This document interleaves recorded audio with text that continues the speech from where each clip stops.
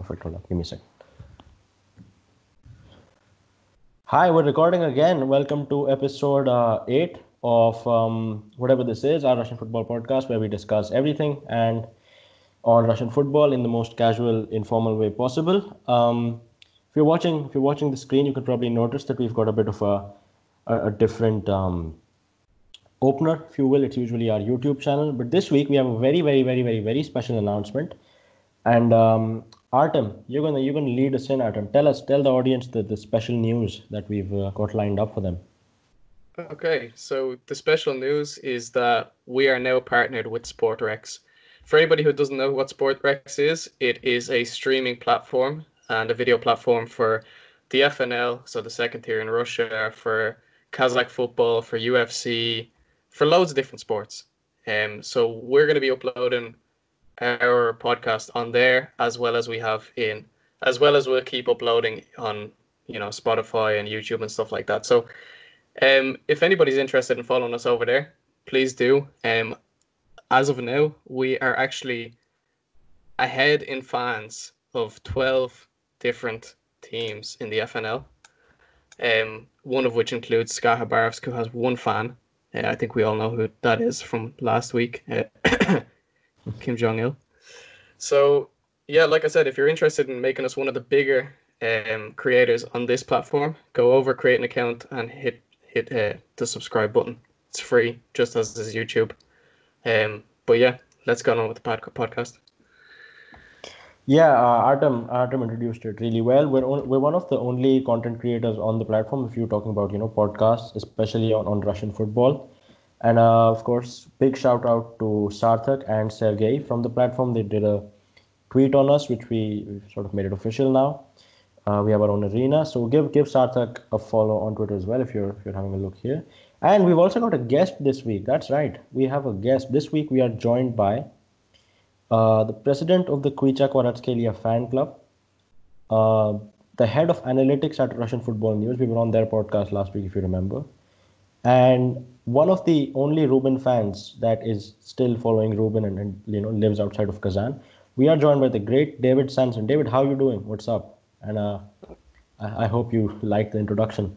That was a big introduction to live up to there. But that's fine. Yeah, I'm okay. Thanks, guys. Thanks for having me on.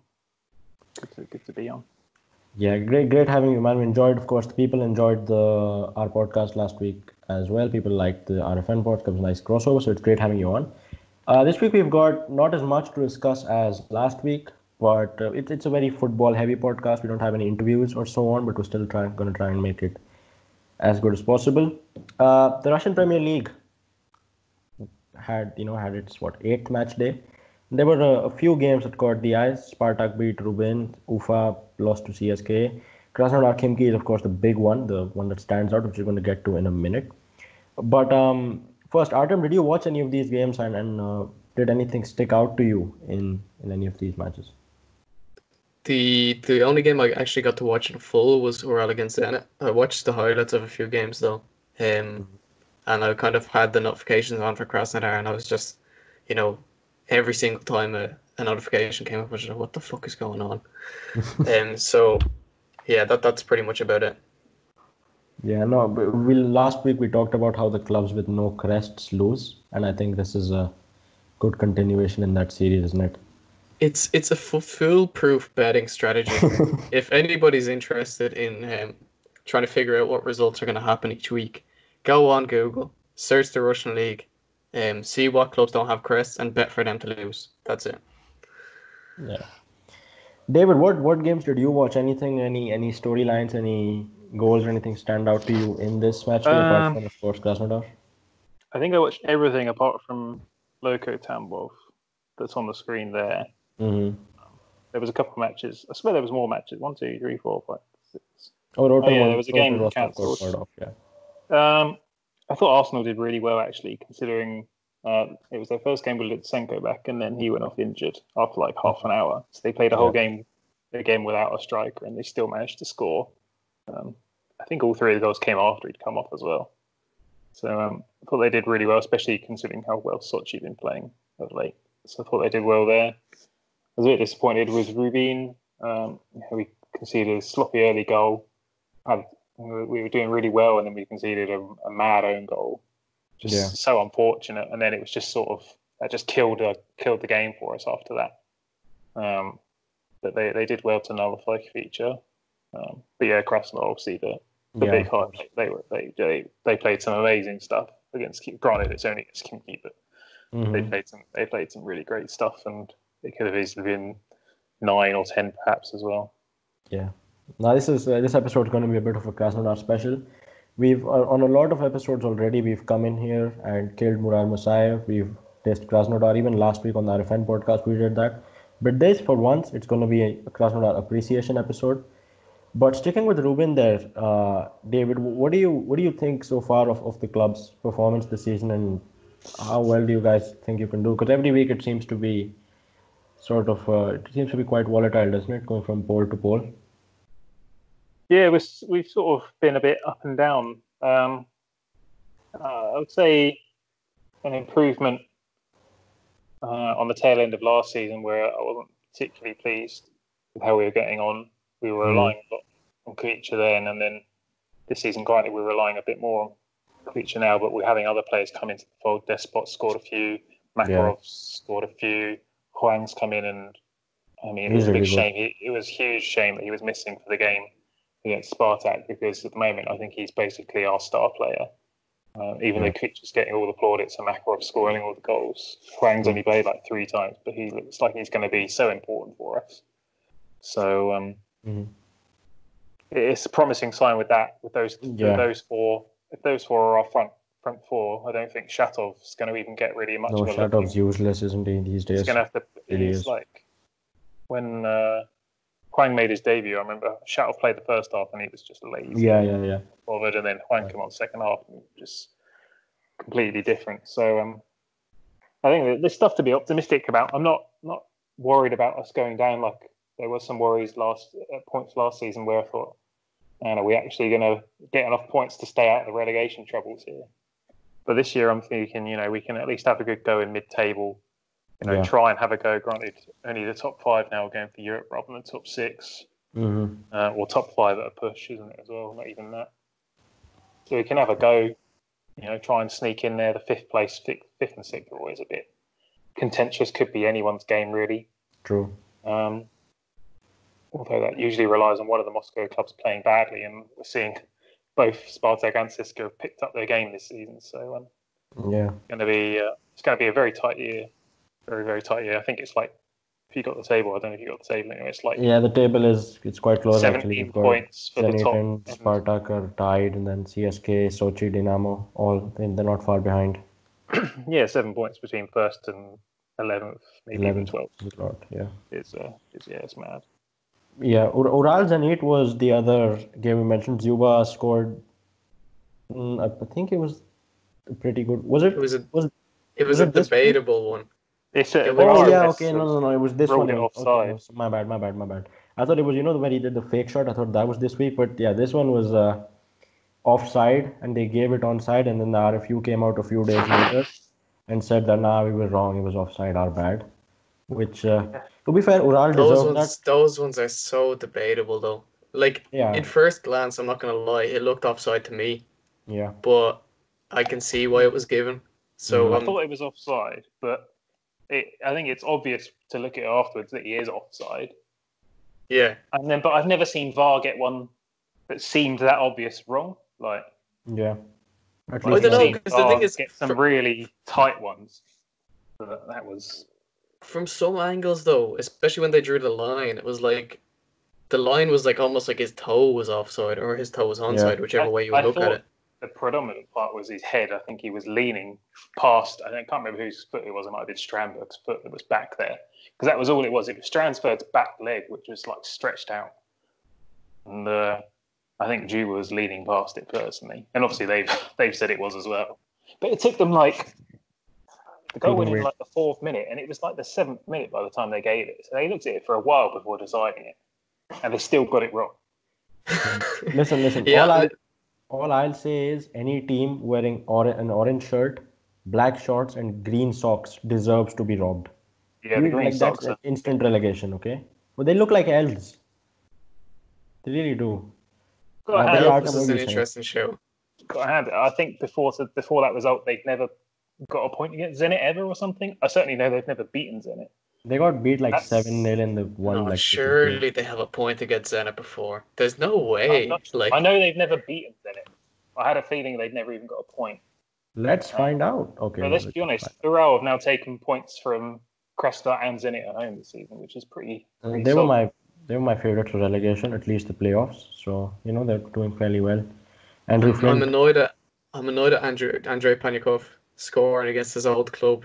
He definitely played a lot of games for us. So that was Lovren let go big time for that. Good, thank you, David. Thank you for mentioning Lovren. No. Okay, thank you for mentioning Lovren. I remember seeing it and thinking, who's let him go there? Because he had so much room, and it was Okay. See, this is why I want to corner Artem now. Okay. Almost everybody was very happy when Dejan Lovren signed, right? Now, 8 games later, it's pretty evident that Zenit needs some more attacking threat. And Artem, do you finally agree that spending 12 million on Dejan Lovren was a very big vanity signing, that we could have won at least 3 to 4 good players for that price? No! That's 3 to 4. But we 3 to 4 good players. Okay. Listen, at least 3. At least 3. No! At Zenit's level, you'd be getting 1 for that price. Yeah, what No, I'm not talking about starters, okay? I'm talking about like the Sutormins and stuff. Why would we want more? They didn't even... Because they don't have any other attacking players. Zirkov is left wing. They took Mostovoy back, and if they really wanted to, they could have kept Lesavoy as well, but they sold him. How much would Anton Zinkovsky cost? How much would Anton Zinkovsky cost? Couple of mil, but not needed. What? They don't need more Russians at this stage. They can't get foreigners.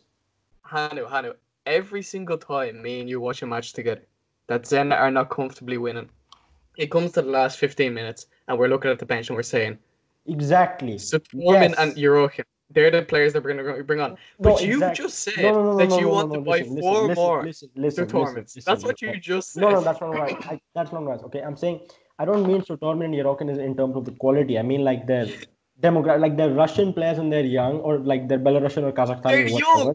That can fit. He's like 27. I mean, I'm talking the ones that can fit the more. Like Zinkovsky is not going to cost you that much. Douglas Santos costs 6 million. Okay, you could get a good midfielder or something for that price. That's only 8 million. You've got 4 other million to spend somewhere else. Right now, who you've got? There's no attacking threat except for Mostovoy, and Driussi is injured and he wants to leave apparently. How is Lovren a good deal for 12 million? You could have gotten like a good centre back for 4 or 5 million as well. Hang on. We signed Lovren at a time when Driussi was not injured. I'll have you remember. We had a lot of attacks. At the start of the season, me and you were talking on this podcast about how Zenit they're hardly going to be able to fit all the attackers at their starting 11. We had this conversation. What? It's true though, because Rigoni's still stuck on the bench. Exactly. But exactly. How long's Driussi out for? I know he's out. I have no idea how long for. I think he's another month for how long have I told you that Zenit have no good backup strikers? When Kokorin was in jail, I told you that. Zenit do not have any good backup strikers or any good backup attackers. They don't have any. No, for real. I will give it to you. You have been saying. Yeah. No, for real. You have been saying that we need another striker. But when we were discussing the squad at the start of the season, we were saying Osman and Dzyuba up front, Malcolm and Driussi out on the wings. Yeah, like that's the discussion we had, and that's the only way we could fit them all into the same squad, because Zenit last season played typically a 4-3-3, and now they're playing almost like a 4-2-4. Yeah, no, but that's the thing. The starting 11 is great. It's after one player gets injured and your best shout is either Rigoni, who I love, but he's still not Driussi or Malcolm standard, or you have the bunch of bums with Irokin and Sutormin and so on, right? You're not going to get someone who's Driussi or Malcolm standard for 12 million. I'm sorry, it's just not going to happen. Okay, leave the attack. A midfielder. Your whole point was we brought in Dejan Lovren for 12 million. We could have strengthened the attack. That was your point. No. We could have strengthened the team. The whole team for 12 million. Where? Okay, who's a centre back? Who's a bad? You're not talking about strength. He's not talking about improving the team. He's just talking about it's not even the team. You're just the squad. And I don't necessarily think that it's a waste on Lovren, because you needed a big player in there. You needed someone who was guaranteed going to be a solid defender in the RPL, which he's going to be. At this level, he doesn't need to be at the same level that he had to do at Liverpool. And granted, he'll make the odd mistake. And I'm just, I'd need to see it again, but I'm pretty sure he was culpable for that goal. But outside of Zenit's, starting 11 that you've just said, Rigoni's a backup at the moment, which is fine. Sutormin's a backup. They're your two wide player backups. Mostovoy's a backup, but he's having to start at the moment. That's three. That's three solid backups you got there. You don't need any more backups there. Right. If you've got one other backup, you can go down to Shamkin even as well if you really wanted to. Look, I agree with David there. Like we've been saying the whole time, like I've been saying the whole time, Lovren is not the guy who's going to be bringing us to any extra level. But he's... That was my whole point when we signed Lovren. That's what I told you, that we're getting a 31-year-old, 12 million euro centre back who's not going to elevate us to the next. That's what I said. I don't want solid players for 12 million. Azmoun Barrios and the other guy cost less than 12 million. They've been some of the best players in the league. If Lovren doesn't elevate it, that's what I said. You could get Nadal Ciar or Tabidze in place of this 12 million euro Lovren, man. I mean, I'm looking at the squad that they put out against Ural, and the area you've got to improve is probably your centre mids, because you've got Kuzyaev, Barrios, and Yerokin, and then you've got to go down to Musaev, Shamkin. At a push, you can obviously use Douglas in centre mid if you wanted to, and that's a good option at the moment. Obviously, he's had to play centre half because Rakitsky's suspended, but Krugovoy's coming in and looks like he's going to play a solid role at left wing back, which is going to mean goodbye Zhirkov next season, by the way. That's fine. That's fine. But Douglas Santos has actually been quite good at centre mid. He's been playing there a couple of games this season. Oh, yeah. He's good everywhere. So, he's a very good player. He's very versatile, so I'm happy to have him in there. The only position where I'd say we needed to strengthen more than centre back this summer was actually in goal, because Lunyov hasn't been the same since his injury, like a year ago or something, and Kurzhakov is just not like. I don't know. Maybe you think differently, but for me, Kurzhakov is not the player that I want to have as my last man. Yeah, I don't disagree either. That's why I'm saying I can name 3 players that we could have gotten for that combined 12 million. Okay, you get Zinkovsky or someone for a couple of million. Okay, stick with me. You get Mitriushkin on a. Do you think Mitriushkin can start for Zenit, Artem? I'll ask you that. No, I don't think so. He's a free agent at the moment. Yeah, so free agent, that's not even money. That's just get him, okay? But the thing is, why do you need Mitriushkin? You got Vasutin is the same, pretty much the same level. You don't need Mitriushkin. You've got Rumours, Kurzhakov and Vasutin. You don't need another one. That's the thing. Artem doesn't like the goalkeeper, so he wants to strengthen there. Who can strengthen the team? It would have to be a fresh goalkeeper, probably a foreign goalkeeper at this stage, because you've not got any Russian goalkeepers who are going to probably come in and improve the team at this point. Ideally, Lunyov at the time, he was a perfect signing because he was younger, and you really thought, wow, this guy could really be Zenit's keeper for a long time. Injuries and a bit of bad form have put pay to that. So you're looking around the league, there's no younger-ish, I'm not saying super young, I'm talking mid-20s. There's no goalies at that level who are doing it. The top goalies at the moment, they're all a bit older. Guys like Belanov and Dupin, who are in their 30s. So if you really wanted to improve the goalkeeper position at Zenit, it's going to have to be a foreign player, which is obviously a rarity for Russia. Zenit's squad doesn't really allow for it at the moment because they've got wait. So, Artem, I was going to say, I'd take Belanov for a season or two. What a player! How much would he cost? Do you think? Couple of million. 3 mil. See, exactly. We're already talking about players that would strengthen. Artem, do you think the squad needs strengthening? Simple question. There's no squad in the world that doesn't need strengthening. Okay, don't diplomacy me too. Do you think Zenit squad in the context that we have, the squad that seems to be faltering, do you think that squad needs to be strengthened? Yes, but I don't think that Lovren should be a reason that it can't be strengthened. I don't think 12 million has broken the bank here. I don't think we've broken any financial fair play rules. No, we haven't. Okay, that's fair. Do you think that 12 million could have been better spent than Lovren? No, I don't think so. I think Lovren is a great sign. Okay. David, what do you think? Do you think that 12 million could have been better spent? Well, obviously, because it can always be better spent, but I still think it was a good signing. But it can obviously be better spent because, you can pick up anyone, as Moon, as you say, or Berrios came in for cheaper than that. But at the time, it's a good like-for-like signing for Ivanovic who went out. And that's all you can really ask for. You've got someone who's plenty of experience, he's going to settle in quite easily, and he's going to just do a good job at the back in a league. And then you're hoping it will just bring his A game in the big games in the Champions League. He can make mistakes against teams like Ural or Khimki or whatever, because most of the time his teammates are going to bail him out up top. At the moment, you're not firing up top. That's the thing. I don't know, man. I guess and he's our main free kick taker. Don't forget about that. Come on. His free kick was actually good. I'm not even mad at that. But okay, so I'm the one who is disagreeing with David and Artem. Let us know what you think in the comments or the Sportrecs comments. Keep in mind. But let's move on. We had a nice little debate on Zenit there for a minute. Quickly, I want to talk about David's man's Kvicha, just for a minute. David, I saw some tweet by, I think, Vladislav Zimagulov. I think he's an analyst or something, or a commentator. And he basically asked, how overrated do you think Kvicha Kvaratskhelia is, right? So there's two sides, there's two camps when it comes to him. One group thinks that he's a very, very good player with extremely high potential. David, of course, tweets about him a lot. He rightly says that Kvicha is leading the league by dribbles completed by a mile. And he gets a lot of penalties, is doing well for Georgia and so on. The other camp thinks that he's basically Georgian Adama Traore with no end product, and people shouldn't be fawning over him. David, quickly, what faction do you affiliate or associate with more? And do you think the calls for him being overrated are fair or not? I mean, firstly, Zimagulov's been very flip-flop on this. He's a reporter, by the way, for the biggest sports outlet in Kazan. Nice chap, I met him in the World Cup, right? And I've seen tweets ages ago, back in the end of last season, where he was just raging at Kvicha because he'll go on these dribbles, and for every one good dribble, he'll do like a couple of bad ones with a bad end product or whatever.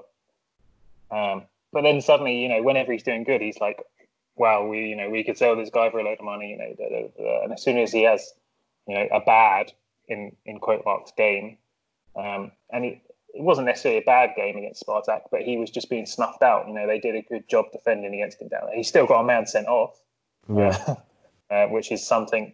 It seems like he can barely go a couple of games without winning a penalty or having a man sent off or several yellow cards given against him. And we got to remember, he's still only 19. There's plenty of time left to go. Someone who's putting up the numbers that he's doing, and we can all see that he's very talented at his particular niche part of the game, which is taking on players. Always time to improve. So I'm personally not slating him anytime soon. We've got a special player here to watch in Russia at the moment, this young guy. Yeah. And we can only hope that he's going to get better and improve other parts of his game to become a more-rounded player. But even if he doesn't, he's still doing stuff and bringing the results. He's won 5 or 6 penalties since July. He's given up a couple of assists. He hasn't scored much. That's probably one of the only other things he can add to his game. But at the moment, his main outlet is he's carrying moving up the field, and he's winning penalties and winning cards, which is going to make it easier to attack if players are not willing to take you down. I agree with you there. I mean, I meme him from time to time, but it's just nothing serious. It's all facetious. But I think why people tend to slate him a little bit is the same thing that they did with Urunov when he moved to Spartak. I think he was being people were saying, oh, he's going to go for 2.5 million, 4 million, 6 million, however much. And people are like, oh, this guy has 0 goals and 0 assists in Russia. But he's a very skillful dribbler. He can take people on with ease. And his first game for Spartak in the cup, I think, he scores a great goal. So I think the people are a bit just generally skeptical, because if you see somebody on the ball for that long and they're doing so well, but then it comes to nothing, I guess that's a valid concern that some people may have. But I remember as well, where in the fact that we watch these games, if you think about, I sometimes put it in perspective of the Premier League. If someone tells me, oh, there's this kid at Burnley, he's amazing, he's taking players on, we're going to sign him, I'd say, Right, I've heard of him, but I've got no idea. And this is it. Like, Spartak fans aren't going out like we are and watching Ufa every week to see Uranov play. They're watching Spartak, and that's pretty much it. That's a good point, actually. I'll give them the benefit. You know, you're always going to be a little bit sceptical of new signings, especially when it happens to be where your new sporting director's just come from as well. You're thinking, oh, it's just some favouritism. Slightly different players, but yeah, I think that's a very good point actually you make about people only, because we're outsiders, aren't we? We watch everybody. We watch teams that we probably shouldn't be watching anyway, Rotor versus Khimki and so on. But the fan, like, I don't watch Real Valladolid versus Rayo Vallecano or something. They're not even the same league, but still. So I get your point. But next thing we're gonna talk about is Krasnodar. Like I said, Krasnodar appreciation episode this week. Now this 7-2, I watched it in full, and this is, I'll put it out there, okay? It's only Khimki, but it's still one of the best performances by any RPL side I've seen in an RPL game, okay? Artem, did you watch this game, by the way? No, you said didn't. you were... I'm not. I saw the highlights.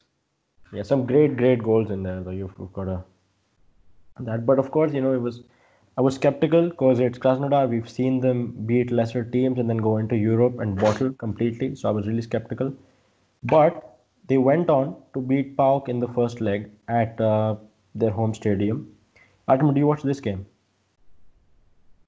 Once again, I watched the highlights. You're making me sound like a fraud. No, you're not a fraud. It's fine. You can say no. I mean, maybe you are. Yeah, maybe I am. Well, to be fair, I did say at the start, I did put this podcast when we started. This is absolutely no statistics, just vibes. So exactly. But I watched it and I was. David, were you running the RFN account yesterday? I was yesterday. Yeah, I was. Yeah, so I was supporting both teams. I was supporting football. I was supporting whoever won, and then I got called out because David questioned my allegiances when I celebrated Pelkas's goal. But listen, it was a good performance from Krasnodar. They won 2-1, got a penalty, had Safonov saved a penalty as well. David, who do you think is in a more advantageous position going to the second leg, and do you think this finally will be Krasnodar's year? I mean, PAOK obviously got the away goals to kill a blow for Krasnodar, and they definitely, I feel like, needed the third goal to go to Greece with some confidence. But if PAOK, I didn't see the previous game against Benfica. If they're going to go and play the same way they did in the first leg in their home game, then that does give me a little bit of confidence that Krasnodar are going to have chances to score, because they had a lot of the ball, and if Krasnodar have the ball, they are going to create chances. So it gives me hope that they can go and get an away goal still, if we're going to get a lot of the ball there. If not, then it's going to be a tough one. We know how good PAOK are. They beat Benfica 2-0 there, last week or whatever. Yeah. So it's going to be very tricky. The fact I was thinking the fact that there'll be no fans is a positive, but apparently they've bottled a lot at home in front of the fans. So maybe not.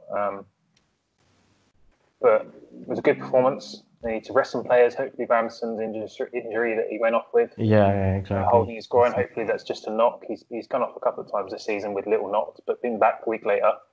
So I'd say resting this weekend for Sochi. Rest a few players. Get Shappy starting just to. You want to keep Cabela, Klaassen, and Ramson fit, because they ran the game against PAOK in terms of Krasnodar's play. They were at the top of their game. None of them had a bad game. They all played really well, Cabela especially. I think there's a chance. It's that I'll always be skeptical with Krasnodar. I think because they always build you up, don't they? Russian teams, they always get you all excited and they bottle right at the last second. But here, of course, there's a lot to be confident, a lot to be happy about. I think they controlled the game very well. On balance, I think they deserve to win. PAOK were fine, but I think they could have done better. Now, here's an interesting fact. James last week mentioned that PAOK are always a tricky tie because they've got the experience and so on. I was in full agreement with him. But it was only yesterday during the game that I found out that PAOK have actually never made it to a Champions League group stage. Oh, wow. I didn't expect that. Like they did it, like when the European Cup in the 70s and stuff. They were there then, but they only got good recently again, and they won the league unbeaten in 18-19. But they bottled it in the playoffs to Ajax, I think. So they're basically the Greek Krasnodar. So Do you know what? Yeah, I was gonna say, do you reckon there's a Greek podcast out there that's like the same way we're always like, oh, it's the same old Krasnodar saying the same thing about PAOK? I don't know, they might be, man. And so it gives you more confidence that Krasnodar, I mean, PAOK are basically the Greek Krasnodar, so they might just bottle. But Artem, if Krasnodar get through, fingers crossed, how well do When? you think? Oh, come on. How well do you think they? Of course, it's hard to predict because the draw and whatever. But how well do you think they'll do? And if they drop down to the Europa League, what do you think they must get? Must get. Not should Uh, must get. when they get into the Champions League group stages, I think that it's likely for them. It's their first time out. It's probably not going to be very successful. I can't imagine them getting out of the group stage. I don't want to say fourth place. I'm going to hope they come third and get into the Europa League. And in that scenario, what I think they can do is probably get to the quarters or something. And obviously, it largely depends on who they get along the way. It's really difficult to predict blindly. Like when their group could be the group of death, they come last and they don't even get to the Europa League. Or similarly, they could get like the easiest group, somehow come first in the Champions League and, get to the round of 16 and get smashed. We'll see how it goes. So you think that they should get Europa League, right? I mean, it'll be good Uh, if they get Europa League, right? they're probably going to be. Are they not going to be fourth seed? Probably, yeah. So it's going to be difficult for them to even get into the Europa League. I'd hope they'd get into the Europa League. I hope the team who's, just above them or two teams above them really, really has a bad Champions League. But, it's going to be tough. I hope they get into the Europa League from the Champions League, but we'll see. Okay, now here I was going to make a joke about how they could get to the Europa League just by throwing away the next game against PAOK. Okay. But it's a serious question now. Would you rather go straight into the group stages of lose this game, lose this tie, go into the group stages of the Europa League, hopefully get some easy games there and make your way up in that competition? Or would you rather get to the Champions League and have that threat of finishing fourth, but you can also finish third and then make your way in the Europa League straight to the round of 32? What scenario would you rather prefer? Of course, the money is there and so on. But what do you think is better? As in, let's just say I'm Galitsky or someone like. Yeah, your club is in Krasnodar's position, or you're in PAOK's position. I'm 100% going for the Champions League. 100% going for Champions League. Not only is it more money, it's more coverage. Like in the scenario that we play really well in the group stage, we could not only get to the Europa League, but maybe there's a chance of coming in those top two spots. And that's going to be invaluable. It's going to be the first experience like that for our fans.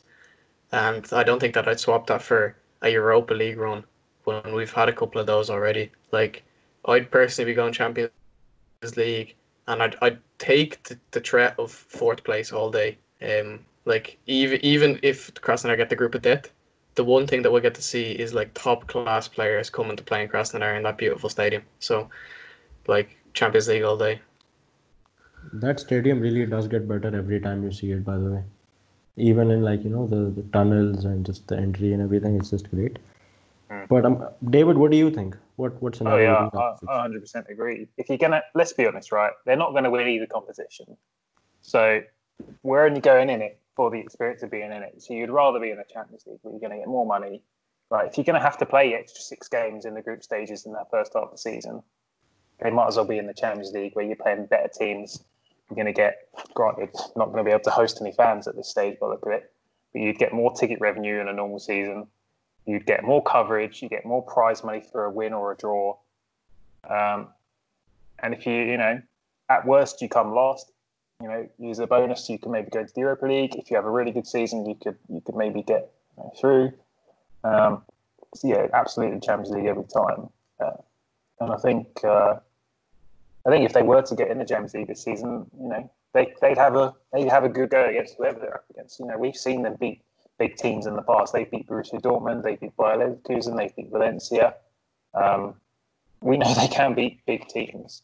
So other than the top guys, you feel like they'd have a chance if they're on their A game to beat any other team that are up against them on the night. But it all just depends what Krasnodar would show up. Because, it could be the kind of guys who show up and lose one of the Ural. Granted, that was a weaker team. Or it could be the guys who turned up and smashed Khimki 7-2. There's another thing to consider as well, is that even if you took let's just drop down into the Europa League and get out of the group stages there's no guarantee that you're going to do that. Like, how many Russian... Yeah, there's not one Russian club that got out of the group stages of anything last season. So yeah, see, CSKA and Krasnodar had on paper easy groups too. Like, they both should have done, and they both bottled it. Granted, the CSKA season was a bit of a write-off in general. No, like here's the thing, okay? No. Here's the thing sounds like you're going to argue for taking Europa League spot. I agree. Okay, I agree. But if I were, it's slightly unrelated, but I think if Krasnodar were in the Europa League, or if they somehow lose the next game and drop down, I think it will be a proper embarrassment for them to lose out in the group stages again. I think they need to minimum reach the round of 16 and do well in there. Because the worst teams make it further, and Krasnodar have a reputation. I think their squad is good enough to challenge for the quarterfinals, maybe even further. I think they should do that. You've also got to consider the coefficient, which we keep going on about. So Champions League is probably going to be a lot lower. Europa League, you have a better chance. So yeah, but you get more points for a win in the Champions League than you do in the Europa League. So if you do pull off a win in the Europa, it counts for more. No, if you do pull off a win in the Champions League, it counts for more. Okay, maybe then. Okay, I didn't know that. Yeah, it does until the last 16 of the Europa League, and then it's all the same, I think. So, we got to remember, I still can think of the year CSKA had Real Madrid in their Champions League group. They lost all the games to beat Real Madrid. Don't remind me of that. Still came last. They still came last in their group, despite. Why are you reminding me of that? And they're the only team ever who have beat Real Madrid home away or something, or You're gonna make me cry. David wants to make me cry on this one. Okay, here's a question for both of you, right? What is it gonna take, right, for Murad Musaev, what would be a really good result for him? So much so that Galitsky's like, right, whatever, 3 years, I don't care how you do in the next 3 years, what you've done already is enough that I believe you to take the team on for the next 3 years. What would he have to reach in the Champions League or in the Europa League? David, I'll let you answer first. For 3 whole years no one's ever going to commit to 3 whole years in football. That's mad. But even just getting to the groups will be enough for him to probably be safe for the rest of the season. You'd have thought. It'll be a big plus. It'll be a challenge. Obviously, they got to then keep it up on 2 fronts, but they'll have to do that within Europa as well. And you just got to be hoping get in the Champions League, get some good teams. You want the Barcelonas, you want the Man Cities, the Liverpools to be coming across. It'd be great. Even better if fans can attend. So I reckon even if he was to make Champions League, he'd be safe. Okay, so I've finished my Vietnam flashback after David had made me reminisce through those 2 games. That season was painful for a Real Madrid fan. I still remember that very vividly, sadly. But Artem, I'll answer your question. I think if he gets to a Europa League quarterfinal, I don't care if it's through the group stages or through finishing 3rd, or if he comes top 2, I think I and Galitsky will start properly believing in Musaev this season. What do you think? Okay, I think that's fair. I think if he comes in either of those 2 positions, I completely agree with you. I'd say okay, right, clearly you're taking the club in the right direction, so I'd trust him. Maybe 3 years was a bit much, but at least 2. Yeah. They've certainly got to. I think the league, improving your league is almost more important than being more consistent. In Europe, Krasnodar for years have been trying to challenge and not challenging for the title, or have not managed to get top 2. They've got to break the top 2. Looks like it's going to be a tough year with last year was really the year to do it because you had so many normal teams weren't in contention. But then, this year is going to be tougher, I think. That's the thing. Do you not? When we're getting off this topic, listeners, I promise we're going to talk about Jesse Lingard to Zenit in just a minute. But do you not think that it's the load, managing the load is a bit easier if you want to get, if your end goal, if you're really happy with doing well in the Europa League and you want to do well in the league, does it not become easier to juggle those two as opposed to the Champions League and the league? Well, I mean, ultimately, there's very little difference because you just play an extra 6 fixtures a week. The only difference is the games are a bit harder. You're probably going into the Champions League with the expectation of, we'll be happy to come out of this group with 6 points. Whereas the Europa League, you go into it thinking, right, we should be winning this group. We should be winning this group. Okay, yeah, that's also fair. But I do also think that the adrenaline rush of some of the players going into the Champions League for the first time, I think that that's going to take over the tiredness. I think they would prefer to play Champions League games than Europa League games. Mm. Yeah, that's right. No, but I already had a couple of good debates on this episode. First with Lovren being a fraud, and now this. But moving on, Rostov, by the way, are playing tomorrow against. Is it Maccabi Haifa or Hapoel Haifa? Which one is it? Maccabi Haifa. Okay, there you go. They should win with ease. Then they're going to play Spurs. Shomurodov is going to knock out Gareth Bale, which is a very exciting prospect for me. But for the sake of the coefficient, let's hope they win. Let's hope they don't dynamo us. It's been a good week for Russian clubs in the Champions League. Let's hope Rostov can keep it up in the Europa League. We're going to move on to transfer rumors now. Don't have too many, but we do have some really, really interesting one. Now, Daler Kuzyaev, Artem's 4th favorite player of all time, all summer, he has been crying out for a move to Europe. He wanted to go to Alaves, then he wanted to go to Marseille, then Southampton, then Burnley, then Rangers. There you go. He has finally decided that he will be going to the great European city, and he's going to be playing for a Champions League club. They've got great attacking football. They've got wonderful owners. They've got a great director in Vasily Kiknadze. He is going to be joining Lokomotiv Moscow. Artem, what do you think of this transfer and how disappointed are you? Yeah, thanks for summing it up for me. I am super disappointed. When we were talking about Zenit's midfield earlier, this is a guy that I really think that we could use in the squad. He's a player, if we could have held on to him, that we wouldn't have needed so much strengthening. Mm-hmm. And it really, especially after so many different rumours, I really didn't want him to go to Alaves or Turkey. But at this stage, I'm kind of I would have taken that now. I shouldn't have gambled. But it's like deal or no deal. I should have just said deal back there. So it is really disappointing.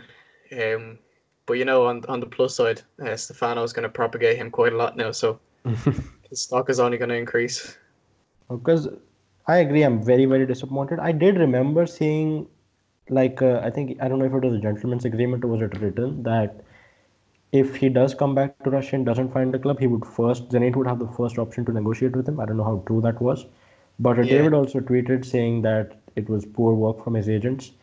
David, what do you think of this move and Kuzyaev as a player overall? What do you think? Well, yeah, I was with you on I thought that Zenit were basically, if he was going to stay in Russia, it would be only at Zenit. And that's actually Stefano tweeting me saying he'd heard that as well and he therefore doesn't believe the rumour much. It should be in the replies somewhere, I imagine. Well, no, I think I quoted it. I quoted the tweets. So I don't know what the source of the rumour was that Stefano tweeted. I haven't seen it. I haven't seen it on Champion or anything. So I'm optimistic that it's not going to happen. I was perfectly happy for him to go anywhere but Turkey, pretty much. Turkey's that's a lateral move. If you want to go to Europe, you want to go to Europe. I think if Alaves was an option, he should have gone for it. Yeah. But yeah, I mean, that's 2 months of his career that we've just been sat around waiting to try and get a move to Europe. And I feel like a player of his caliber could easily play in a number of leagues. Maybe not, not at the top level of said leagues, but a team like Alaves or Rennes in France, he'd have been fine, and it would have been a good experience for him, and it would have just been something different if he was willing to take a pay cut for it. Mm-hmm. But the fact that he's maybe just going to end up just playing for Lokomotiv, it's a bit of a anticlimax. You know, I would have been happy for him to go to any of those clubs you listed, other than Turkey, pretty much. Yeah, I think that's what we want all Russian players to be. So I feel like the agents have probably not done a good enough job. If no one was willing to take a gamble on him, we know he's a good player. We saw him play for Russia in the international break, having not played for a club for like 6 weeks, and in that second game against whoever it was, I forget the country they played against. He was like involved in all 3 goals in some way, with either the assist or the second assist, right? Or did he score one as well? I can't remember. I think he just was involved in the build-up to all 3 goals. I think he was involved in all of them at least. So we know he's a very good player. He's not old. He's at the peak of his career, almost at 27. If his agents couldn't get anyone to take a gamble on him, I feel like they've not done a great job. So I'm hoping it's not true. I look at it to meta ratings. I'm not sure how true that's going to be, but we'll see. I'm hoping it's not true, and he can still get something going in Europe. Yeah, no, I agree. I don't think I can add much to that. I would take him at a good Turkish club, maybe Galatasaray or a high-level Turkish club at least, over Lokomotiv. But I'm going to go off topic again. This time I'm going to go bat for Kiknadze and RZD, okay? If you're a Lokomotiv fan, or if you just follow Russian football, you're probably well aware of the fact that the management isn't very popular with its fans. But the main reason for that is because they sacked Yuri Semin, or they didn't extend his contract. Now, Yuri Semin is a legend, great guy, I'm sure, everything. Okay, that's fine. I personally think that Yuri Semin, they were better off without Yuri Semin, because Yuri Semin is old. I thought he was outdated. And I don't think he can sustain that really high level. And if you look at their transfer window, they've had a very, very good transfer window, I would say. They brought in Lisakovic, they brought in Kamano, they're apparently going to bring in Mandzukic. You could disagree with me, okay? But I think their management is really ill-maligned for no reason. And not for no reason. Okay, not for no reason. They have reason to be mad, because Kiknadze, he said some strange things. The communication between the fans and the management hasn't been great. But if you want to look at it I think Nikolic is fine as well. He's not great, but I'm willing to put some faith in him right now. But Artem, what do you think of that synopsis? I don't agree with you that Soman was past it. I still think he was a good manager, and I think if they were going to sack him, first of all, they shouldn't have gone about it the way they did. The way they went about it, they really, really went against everything that the fans stand for, and even Soman himself was really unhappy with the management, the way they went about it. I think they could have gone about it a much better way. I also think that set the tone for the rest of the things that are happening in the club right now. Nikolic, is he really that much better? Was it really worth stirring so much shit for that? That's the question you've got to ask, because that's the one that's going to set the tone for everything else. In terms of the signings they've made, you said that they've had a good window. I'm not sure I agree with you. Really? I don't think that the players they've brought in have been that great. I think that pretty much every other big club in Russia has had a better window than them. I think if they could bring in Mandzukic and Kuzyaev, then maybe we're talking something different. But right now, I'm underwhelmed. I think every Lokomotiv fan has every right to be annoyed at the management. Okay, I think I slightly need to take back a bit of what I said. I think I still agree that I think they would have been better off without Semin, because I think he could do a decent job for some other club. I think he just took Lokomotiv to their limit, and I don't think they could have gone a lot further with him. Then I think Nikolic was a fair bet to take, given his record and so on, promising and all that. I do agree that the thing is, you've got to understand that he brought them to the limit of they won the league when they weren't even the best team in it. Limit, but there's a point where you have to evaluate whether they can actually, if they can do better. That's the thing, isn't it? But I agree. I don't think they've gone about the things in a great way. I think their window has been good, fairly good. I'm not. David, what do you think? I think they've had a shocking window, to be honest. Really? They've wasted their foreigner spots on Rajkovic and Jalolidinov and Eder. They've wasted them on that. Now they're stuck trying to get foreigners in, and they can't. And they're having to ditch players back out again. Granted, they were stuck with a very difficult position of Moranchuk going. They've not replaced him yet. I'm not even sure Kuzyaev's an adequate replacement for him. You'll give him the hustle, but he's not the same style of player. They're going to have to rely on Anton to do that. Kamano, I've not been that impressed with thus far. But, I mean, we're looking at him here, right? The players they brought in, Rajkovic and Jalolidinov. Jalolidinov I could get behind, but now he's going to go again. No, exactly. Their other foreign spots. Rajkovic, pointless. If you wanted a shit defender to come in who's 31 years old, plenty of Russian guys to could get Lovren. Take up a foreigner spot. Plenty of foreigner spot. Plenty of Russians you can come in and fill that exact same role Rajkovic done. Rajkovic came from the Series C. No, they were in the Series B, but he broke. He used to be at Chelsea. He's shit, okay? We talked about him a lot on the podcast. We were talking with the guy who said that.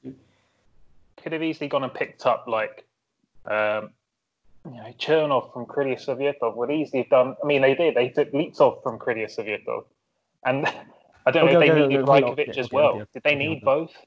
Okay. So they didn't need that. They signed up Eder. They didn't need to sign up Eder. Now they're stuck trying to get foreigners in because they need to improve the squad, but they can't. No, I see you doing that. Right. Okay. No. Okay. If you look at this, it looks horrible, and I agree. Right. But okay. No. Okay. My bad. Okay. But I'm saying that I didn't say that before. I was saying if they get Kuzyaev, right? If you get Kuzyaev and Mandzukic, which apparently they're really close to signing, Mandzukic or Tiquinho, or essentially. So you're getting either Mandzukic or Tiquinho and you're getting Kuzyaev. David, does that change your opinion of the window? Well, slightly, but they needed to get rid of Eder. They needed to have not signed. Yeah, Eder is horrible. I agree with you there. They need to get rid of Djordjevic. They've got too many bad foreigners taking up those valuable spots at the moment. That sounds proper hard Brexit, that. But Brexit, though. To be fair, I've heard rumours that Djordjevic could go back on loan to Arsenal too, because obviously they need a backup striker for Lysenko. Keeps getting injured and they've got no one to back him up. And as Djordjevic is back, he was back on the bench this week, so that could be an option. I'm not going to actually say Nikolic has been a bad appointment. He went undefeated until they lost to Spartak recently. So that's a pretty solid start, as much as it was not pretty on the field. They didn't lose a game for his first 10 or 11 games or something. So I'll give him that. Granted, the football's a bit shit, and now they've lost their best player. Kamano, I don't think's been great thus far. I'll give him the benefit of some more time. I think Lisakovic has looked better, and he's played 7 substitute appearances, and that's it. I didn't quite like the way it was handled. To get rid of Sjomin in the middle of the season when he was still having a good season was strange. But I think it was probably more to do with the fact that the following season was going to start almost immediately. But I don't think they've done very well managing the squad, that's for sure. And I think Kuzyaev is a body to replace Moranchuk, but it's like trying to fit a square into a triangle. It's not the same player. I'm not sure that Kuzyaev's there to replace Moranchuk. I think it's more. To replace Baranov, who's going to be out for a while. I'm imagining that they'll keep how it is. Anton's going to replace Alexei, and then Kuzyaev's going to play one of the more advanced roles. That's how I'm picturing it in my head. Because Musaev, I think they're pretty happy with Musaev in the middle, and Krakowiak's always going to play second to him. So I don't know. That's just how I'm picturing it. The utility with Kuzyaev is that he's never going to be the top player in any team, but I think he's such a Swiss Army knife that he can play at wing back, he can play in midfield, he can play in advanced midfield. So that's why I guess Lokomotiv would want him. That's why any team would want him. Jeez, you would have never praised him like this at Zenit. I told you, I've always told you he would be mid at every level, but he'd never be excellent at any level. I don't think Mandzukic is going to be a good signing for them either.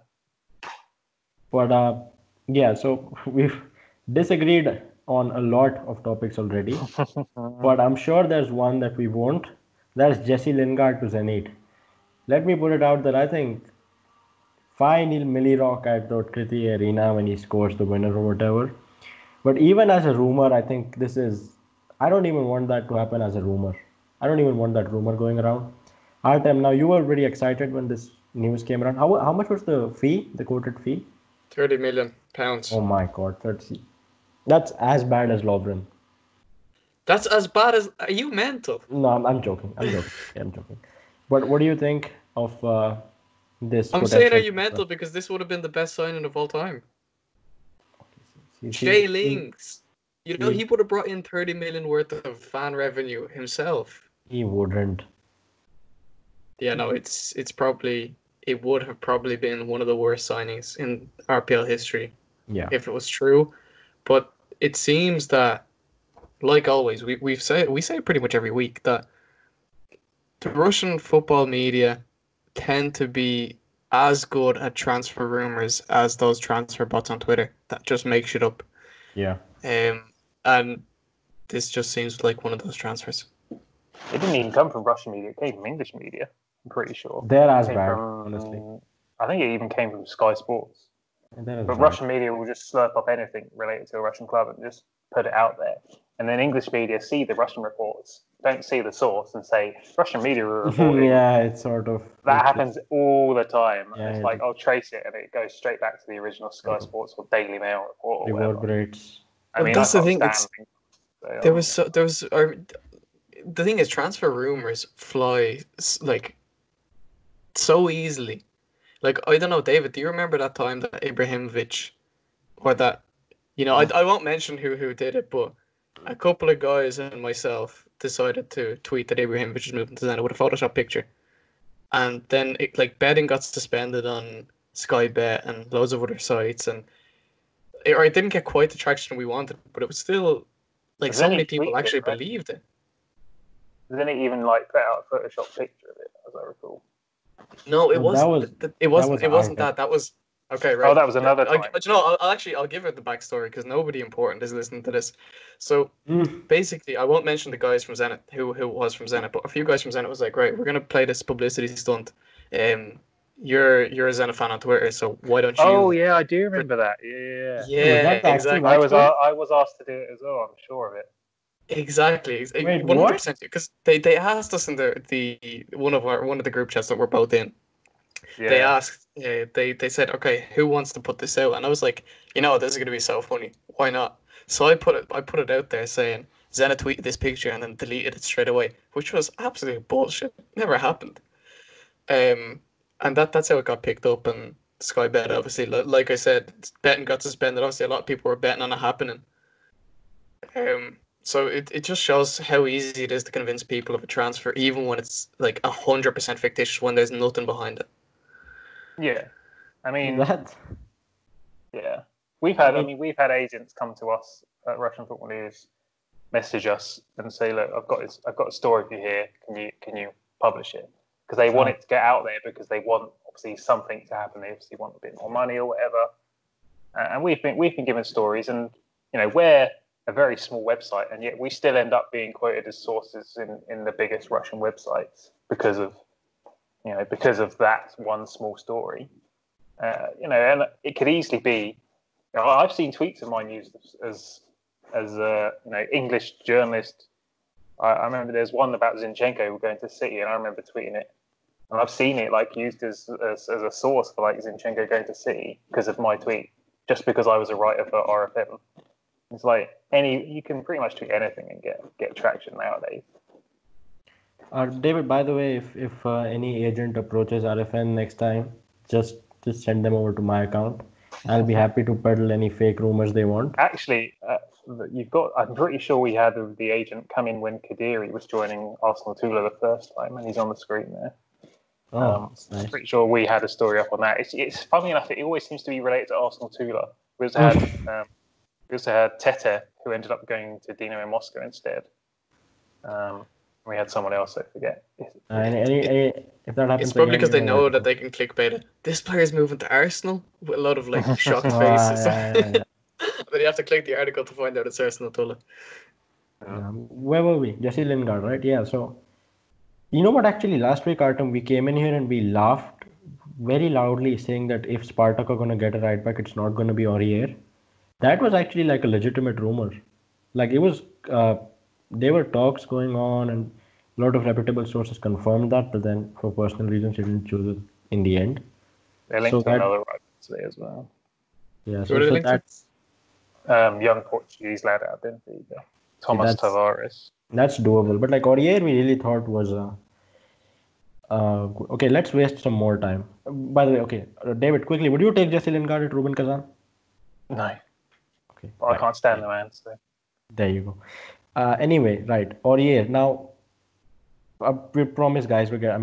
Fans. We're getting off rumors in a bit, but I asked Artem where he think how good he thinks Aurier is, and would he be the best right back in the league? In my opinion, he would be. He would at least be on par with Mario Fernandes. I think people are underrating him a bit. He's an AFCON winner. He's been at the highest level for a long time. David, what do you think? How good do you think he'd be? I think Mario is one of the best fullbacks in the football at the moment, and that he's severely underrated. Mm-hmm. So I don't think he'd be the best right back in the league, because I think Mario is probably up there in the top 10 right backs in world football currently. But it's not really something they need to do, which is the worst part. But it would be a good signing if they pulled it off for the league. Probably a bit of a waste of money, because I don't think they need a right back. It would have been a nice signing for getting a bit of attraction and some foreign fans watching a bit more. But that's it. Can I just say that Hanu didn't only say that he'd be the best right back in the league, he also said that he'd be one of the top 5 players in the league. Top 10. Don't lie on my name. Said, like that. No, let me get the message up. Okay, no, I said don't lie. Okay, I said top 10. I'll find the message, don't worry. And I stand by that. I mean, I haven't seen Aurier play a great deal, but I would still stand by that Mario is probably better than him. No, that's. But they don't need it. Like they do. I mean, if only they could resolve whatever issues they've got going on with Skazov. It's obviously contractual, because he's been linked with a move away since last Jan, and it's just not happened. And now he played today for Spartak Bua for the first time. Like, he hasn't played for any of the Spartak teams for weeks and weeks. But it's weird, because he's like their main right back, and now they've got Zobnin absolutely killing it at right wing. Yeah, he's been doing well. That's the thing. And back up to him is, would be Maslov, who they played 4 at the back against Ruben pretty much, and Maslov was playing at right back, and he got sent off eventually, but he was good against Kvicha for most of the game, despite giving away 2 yellow cards against him. So if they, with those 3 guys, I just feel like they don't need a right back to spend 10 million on, and they could do a lot better stuff with 10 million euros, like you're saying with Zenit. They need another midfielder for definite, and they probably could do with another better centre half. Yeah, Artem, have you found the message yet? Yeah, no, I found the message. You're right. I apologize. I was trying to slander your name a little bit. No, please apologize. Okay, top 10. I can kind of see where you're coming from, but can we? Have you got that tweet up, the top scorers in the league at the moment? Because I want to look at them. This is the last thing I want to bring up and discuss today, because I said to Hanu, if someone's looking at this from the outside, they probably think that the Russian league is shit. Like, they're probably like, who the fuck are any of these players? And the fact that Noboa is at the top. Noboa, Makarov, Vlasic, there he is. Who are the top 5? Vlasic, Kuzyaev, and Berg. You know what? The way football Twitter's mind works, I don't think they would think that the league is shit. I think what they do is like accounts like football talent, scouted children, whatever. Oh my god, I don't even know where I came that. They would think, it's not football talents, FT, whatever. They're making accounts called Good Looking Kids. That's not what I'm doing. But there are, by the way.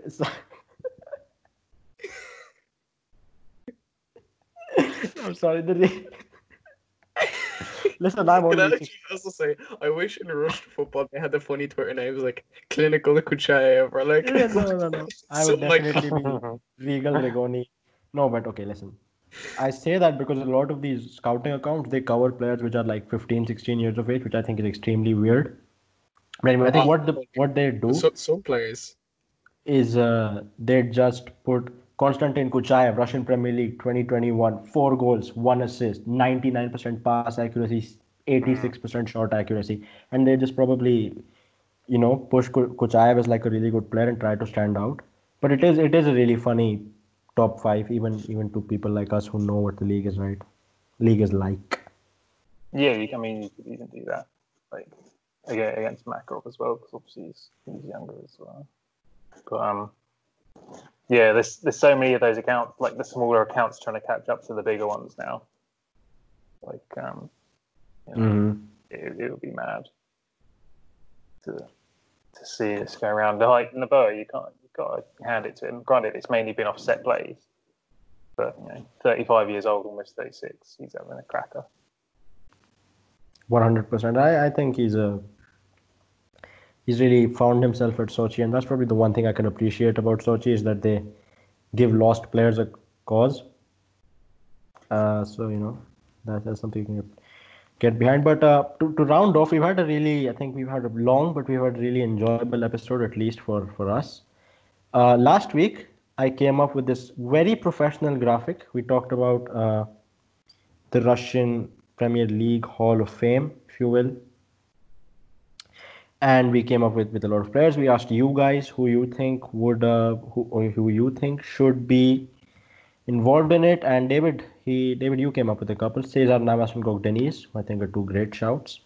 I wanted to just also add that one of the Berezutskis, I can never remember which one, was not good enough to be on this list. You think so? Because one was always much better than the other, and I can't remember which one it was. Vasily was always better than Alexei, as far as I remember. Yeah. Yeah, there would be times where one of the Berezutskis was always sat on the bench while it was Ignashevich and the other Berezutski started all the time. Yeah, I didn't know that. Ziryanov shout. Ziryanov shout. Lombards, I'm not sure. Maybe Igor Denisov could be a good shout. Igor Denisov is a shout. That's a really good show. I thought about. I think so. Oh shit! I thought about Chori Dominguez with Eduard Streltsov's record. Yeah. But I didn't think he was there for long enough. Like he only had he peaked for like 2 or 3 seasons. That was it. Eric Bigfalvi is of course in the mix. Not even gonna. Not even gonna. Azmoun, bro, who are you, bro? Yeah, it's not actually, No, I said he could be. That's what I said to Artem. But if he stays for long enough, maybe 3-4 more years. I don't think he will though. Maybe. No, I don't think so. Alafeyev was one I was thinking of as well. Yeah, Korani, what do you guys think? Korani for me as well. He was. The thing is, when I think of Hall of Fame players, I don't think of players that were like just really solid for a couple of years. I think of players who are like the best for at least a couple of years, where like you're like, oh my days, like this guy is like Promise or like Hulk, like just really elevates the league. Yeah, like players like Navas and Gogdenis were just long-term solid players. Like Navas, and I would chuck Noboa into the same grouping, to be honest. Like Noboa and Navas both played for several Premier League clubs, and whenever they did, they played at very high levels. Noboa has played for Dinamo, Rostov, Rubin, Sochi, and I'm pretty sure someone else, but I can't think who. And at each one of those clubs, he's played very well. I'd perhaps even go as far as reaching for the Krasnodar as well, but that could be a bit of a stretch. Yeah, I think if he'd stayed for a couple of more seasons, like I think he was definitely on that kind of path. But to be honest, I'd pick Vernbloom over him. Oh yeah. Nacho was a very underrated player. I liked him. He was a really good player. He was. Who else could there be? Vernbloom, yeah. Okay, wait. It's a good discussion, but we actually this week we're going to discuss the Hall of Memes or the Hall of Shame or whatever.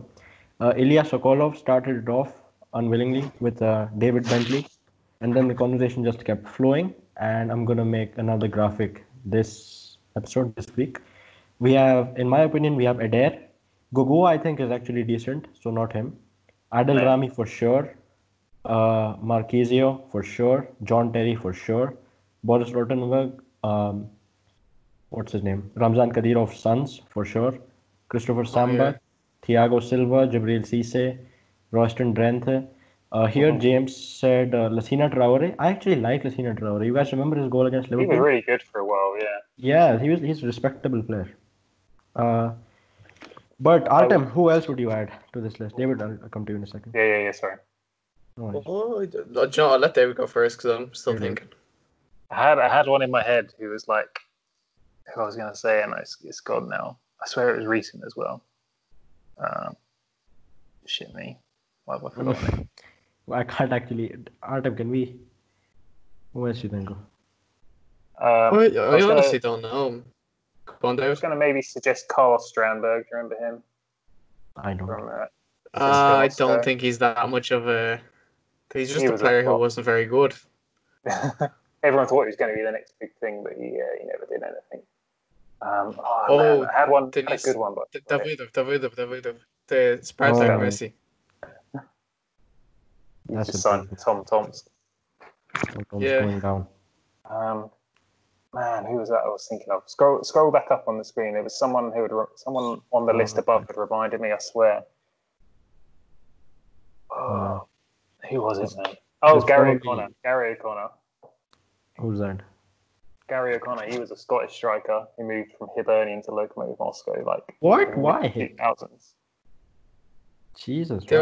There was another guy called Wiltshire or something from Australia who also moved to Russia. Luke Wiltshire. He was like a Dino cult legend though. He was Australian, I think, or something, or New Zealander.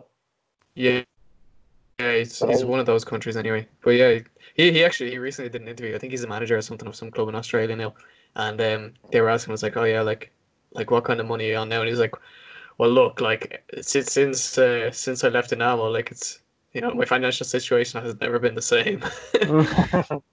He still put out tweets and stuff with him. I see him occasionally, like with him, like supporting him from afar or whatever. He's a bit of a cult figure there. Hall of Shamers, man. There has to be. Hall of Shame can be next week. Hall of Memes is this week. Mauricio Lemos was one I was thinking. Mauricio Lemos has played in Russia? Yeah, he played for Rubin Kazan. He was absolutely dreadful. He came to Rubin Kazan not long after Coutinho did. Just after we played in the Europa League last, I think. Because we played against Liverpool that season. It was Klopp's first game in charge of Liverpool. And we had another young Uruguayan playing for us, Coutinho. And then Coutinho had done quite well for us, so they signed Lemos as well. And Lemos was actually dog shite. Then he went to off to Las Palmas and exactly. Las Palmas. I tweeted for many years. Like he's just joined Fenerbahce this season. Exactly. You can go back, search Artem David on Twitter with the word Lemos, and you'll see me calling him a fraud all the way back in 2016. Yeah, absolute fraud player. I think the Hall of Memes would actually be a lot bigger than the Hall of Fame. You remember that? I think Pedro Rocha is a shout. You know why he's a shout? Because he cost 14 million or something. Yeah, that was not a good signing. That was not a good signing. Then you've also got, I think, Agustin Rohel, who is in the same boat, I would say, as Lemos. Went for Crillia, didn't really do much. He had that one moment where he there was some player who was falling over, or he did the exactly. Who was that? Rostov signed a kid on loan from Chelsea a few years back, Ecuadorian guy. Oh, Lovren. Quintero, I think, or something. Oh no, okay. And I don't think he ever played. Josimar Quintero, and I don't think he ever played for Rostov's first. He'd be up there. But course, they have to be. This is a good. Look, I think we could go on about this forever. Yeah, I think we can. The best thing to do is to put this to the fans and say, listen, exactly. Tell us who we've missed out, because there's definitely a couple of players who we have just completely forgotten. This week is the Hall of Memes. Emmanuel Frimpong, yes. Hazi, that's why I was waiting. Dench. Frimpong. Okay. Anybody else? Anybody else? Let us know in the comments. Let us know on Twitter. This week is the Hall of Memes. Next week is the Hall of Shame. So send the suggestions for either. Yeah, but we've had a really enjoyable episode. I think it's 100% going to be our longest yet. Let us know if you think Lokomotiv's management is good. Let us know if you think Lovren is a fraud or not. Comment on Twitter, YouTube, Sportrecs. everywhere else. And of course, it's been great. David, Yeah. what's your social media? What would you like to plug? I'll just plug my Twitter, which is RFN_David. I'm pretty sure you had it on the screen earlier, so I had plenty of coverage already. Great account to follow, of course, David. Yeah, definitely. Artem, you got anything else before we leave? Yes. If everybody who listens to our podcast goes over to sportrecs.com and becomes a fan of us there, okay? If we even get 10 people, we will become the third biggest football channel on there. Which says a lot because we only have 3 fans, okay? So do it for the boys, right? Do it for the memes. Make us massive on there. Yeah, please do go to Sportrecs, and it is genuinely a good platform. You can watch a lot of stuff on there, FNL. So I think you guys won't regret becoming a fan anyway. But sign up and become a fan, and of course, you'll always have our blessings if you do get us to 10 fans or whatever.